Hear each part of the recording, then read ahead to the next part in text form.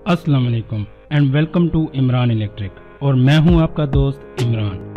नाज़रीन गिरामी, जैसे ही गर्मी तेज़ होती है तो बिजली की लोड शेडिंग शुरू हो जाती है और अगर बिजली ना भी जाए तो वोल्टेज की कमी की वजह से इलेक्ट्रिक की जितनी भी अशिया है वो ठीक तरह से काम नहीं करती, जिनमें से एक सीलिंग फैन भी है। इसमें ज़्यादातर स्लो स्पीड का मसला आता है। स्लो स्पीड 4 तरह के मसाइल से आती है। नंबर 1 लो वोल्टेज की वजह से, नंबर 2 कैपेसिटर की ख़राबी की वजह से, नंबर 3 बैरिंग की वजह से और नंबर 4 वायरिंग में किसी किस्म की ख़राबी की वजह से। और इन सब में से 90% कैपेसिटर की कमज़ोरी और लो वोल्टेज की कमी की वजह से सीलिंग फैन में स्पीड कम हो जाती है। हमारी आज की वीडियो भी कुछ इसी टॉपिक पर है। हमारे इस सीलिंग फैन की रफ्तार कम है और हम इसमें कैपेसिटर को तब्दील करके अपने सीलिंग फैन की रफ्तार को बढ़ाएंगे। और इस वीडियो में ख़ास बात यह है कि अगर आप इस वीडियो में दिए गए अहकामात को फॉलो करके कैपेसिटर को तब्दील करते हैं तो आप अपने सीलिंग फैन को खोले बगैर इसकी रफ्तार बढ़ा सकते हैं। अब हम सबसे पहले अपने सीलिंग फैन के डिमर को फुल पर रखकर स्विच को ऑन करेंगे।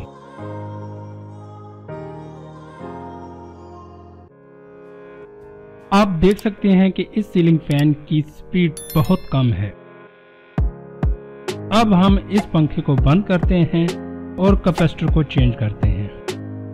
ये कैपेसिटर हमने बाजार से परचेज किया है।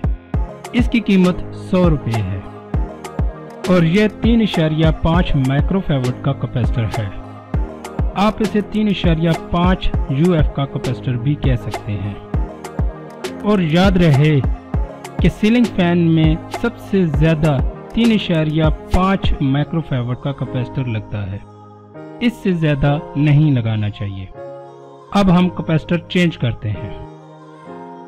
अब पंखे को हाथ लगाने से पहले शॉर्ट को चेक कर लेना चाहिए, क्योंकि कई दफ़ा ये पंखे शॉर्ट भी हो जाते हैं, जिससे ख़तरा भी हो सकता है। हम देख सकते हैं कि इस सीलिंग फैन में कोई शॉर्ट नहीं है। अब हम इसका कैपेसिटर चेंज कर सकते हैं। अब सबसे पहले ऊपर का ये कवर खोलना है। कवर को खोलकर ऊपर उठाने से हमें कैपेसिटर नज़र आ जाएगा। आप देख सकते हैं कि उसमें एक स्क्रू लगा हुआ है।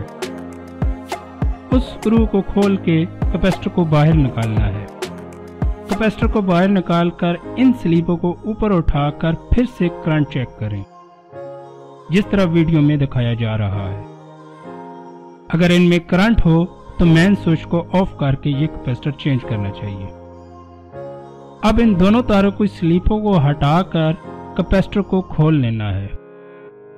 अच्छा, तो अगर आपने कैपेसिटर खोल लिया है और आपने दोबारा कैपेसिटर लगाना है और आपको कनेक्शन की समझ नहीं आ रही, तो उसके लिए हमने ये वीडियो अलग से बनाई हुई है।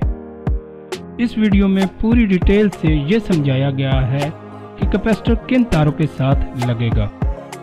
अगर आपको ये वीडियो देखनी है तो हम इस वीडियो को इस आई बटन में दे देंगे। आप इस आई बटन को क्लिक करके इस वीडियो को देख सकते हैं। आप देख सकते हैं कि ये कैपेसिटर 2.5 का है। अब सवाल ये पैदा होता है कि 2.5 का कैपेसिटर उतार कर 3.5 का क्यों लगाया जा रहा है। तो उसकी वजह यह है कि इसका अपना कैपेसिटर कमज़ोर है और साथ में लो वोल्टेज की वजह से इन पंखों की स्पीड कम हो जाती है और हम पंखे की स्पीड को बढ़ाने के लिए 3.5 का कैपेसिटर लगा रहे हैं। 3.5 के कैपेसिटर को बिल्कुल उसी तरह लगाएं जिस तरह 2.5 के कैपेसिटर को उतारा था। इसके अलावा आप लोगों से गुजारिश है कि अगर आपको हमारी ये वीडियो पसंद आती है तो इसको लाइक ज़रूर कीजिएगा और हमारे चैनल को सब्सक्राइब भी ज़रूर कीजिएगा।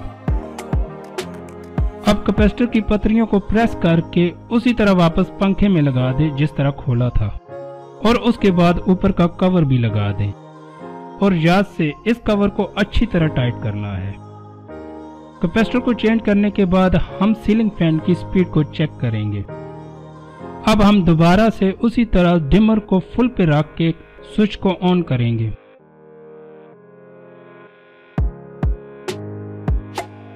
आप देख सकते हैं कि सीलिंग फैन की स्पीड बढ़ चुकी है। अब हम फर्क देखेंगे कैपेसिटर चेंज करने से पहले सीलिंग फैन में और अब के सीलिंग फैन में। आप देख सकते हैं कि कैपेसिटर चेंज करने के बाद सीलिंग फैन की स्पीड में काफ़ी ज़्यादा इजाफा हुआ है। अगर आपको हमारी ये वीडियो पसंद आती है तो इस वीडियो को लाइक करें और नए दोस्तों से गुजारिश है कि वो हमारे इस चैनल को सब्सक्राइब करें। आप दोस्तों का बहुत शुक्रिया। अल्लाह हाफिज़।